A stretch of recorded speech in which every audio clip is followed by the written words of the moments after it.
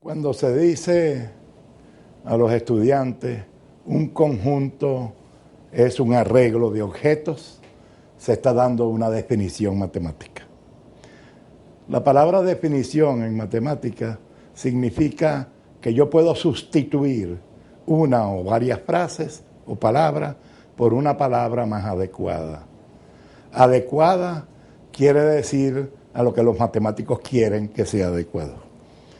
Una definición consta de dos partes. Una primera parte que en latín se llama el definiendum y una segunda parte llamada el definiens. El definiendum es la palabra que sustituye a las otras. Por ejemplo, en nuestro caso, el conjunto es definiendum y el definien es lo demás, lo que adjetiva, lo que hace el predicado de ese sujeto, que es la definición. Pero una definición en matemática tiene una característica distinta a la habitual. Por eso el diccionario no define matemáticamente las cosas. El diccionario solo aclara las palabras. Entonces, tiene que ser sustituida una por otra. Por ejemplo, conjunto, ya sabe todo el mundo que es un arreglo de objetos. Pero cuando hable de arreglo de objetos, todo el mundo sabe también que es conjunto. Toda definición tiene que basarse en palabras ya conocidas. Entonces, la pregunta es, si es conjunto un arreglo de objetos, la pregunta es, ¿qué es un objeto? Esta pregunta hacia atrás no puede repetirse por una razón práctica. Somos finitos y no podemos ir hacia atrás indefinidamente. Por lo tanto, ¿qué hicieron los griegos? Resolvieron el problema diciendo, vamos a empezar en algún lugar e inventaron los términos primitivos. ¿Qué es un término primitivo? Una primera expresión que es una definición sin definición. Es decir, no hay que explicar para atrás. Los términos primitivos en geometría se eligieron tres: punto, recta y plano. Por eso es cuando alguien pregunta qué es una recta, yo no sé qué contestarle. Punto, ¿qué es? Tampoco sé lo que contestarle. Lo único que yo le diría es el punto es la marca que deja el lápiz cuando lo paso por una hoja, o la marca que deja la punta del crayón cuando lo pongo en la pizarra. ¿Y qué es una recta? La marca que deja el lápiz cuando lo trazo a través de una regla que puede ser graduada o no. Entonces tenemos los términos primitivos, es decir, términos que se aceptan y de allí en adelante todo lo demás hay que definirlo. Por ejemplo, definición de triángulo isósceles. La palabra isósceles, que en latín significa iso es igual, celes patas, tiene las patas iguales. La palabra isósceles significa un triángulo que tiene dos lados iguales. Pero entonces tendríamos que saber qué es un triángulo. Por eso es que vamos hacia atrás, pero hasta los términos primitivos. ¿Y qué es un razonamiento? Un razonamiento es sencillamente contestar por qué. Por ejemplo, entre 0 y 1, ¿cuántos enteros hay? Si uno le hace la pregunta a los niños contestan, maestro, no hay ningún entero entre 0 y 1.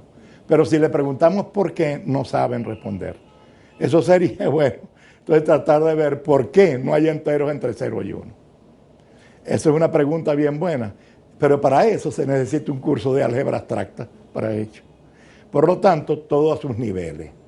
Entonces, en matemática, al principio es muy costoso, porque al principio tenemos que trabajar con cosas que no se razonan.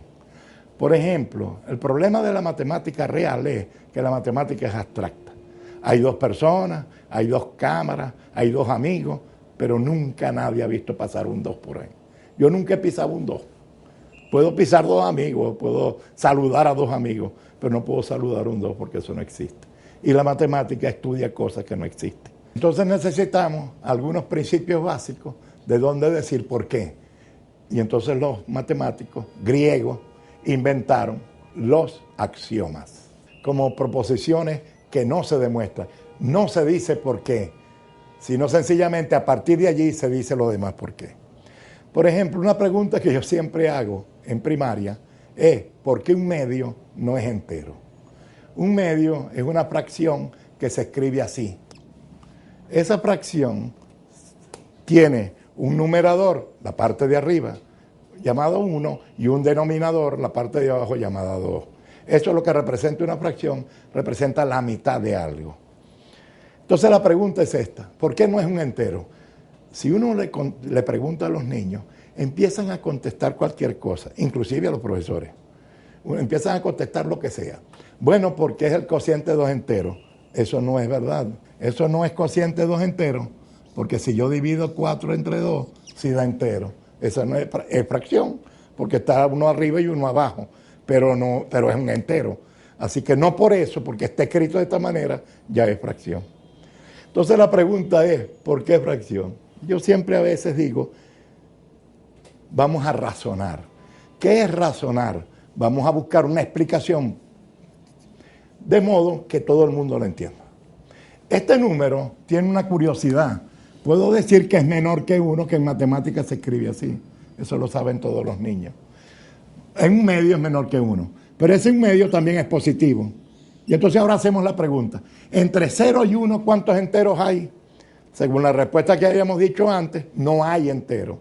Si no hay enteros y ese está, es porque no es. Ese es el razonamiento matemático. Por eso es que no es entero, porque está entre 2 enteros consecutivos. Y entre 2 enteros consecutivos no hay enteros. Yo creo que esa es una buena explicación para unos niños, para que empiecen a preguntarse siempre por qué cuando hagan cosas. El axioma fundamental de la matemática elemental, de la geometría específicamente, aceptando puntos y rectas. Recta la marca que deja la traza del lápiz cuando se pone en una regla. Esta es una recta. Porque si yo hago esto y pregunto, ¿esa es una recta? Generalmente los niños dicen que no. Entonces yo hago la pregunta al revés. ¿Por qué no es una recta si yo no sé lo que no es una recta? Es imposible decir. Son convenios más o menos pictóricos que se llevan. Porque si empezamos y yo les digo que esta es una recta, todo el mundo entiende que esa es una recta. Y cada vez que lo dibujan, esa es una recta. Pero esa recta está supeditada a varias condiciones. Una condición que le vamos a poner es lo siguiente. Que a cada punto de esa recta,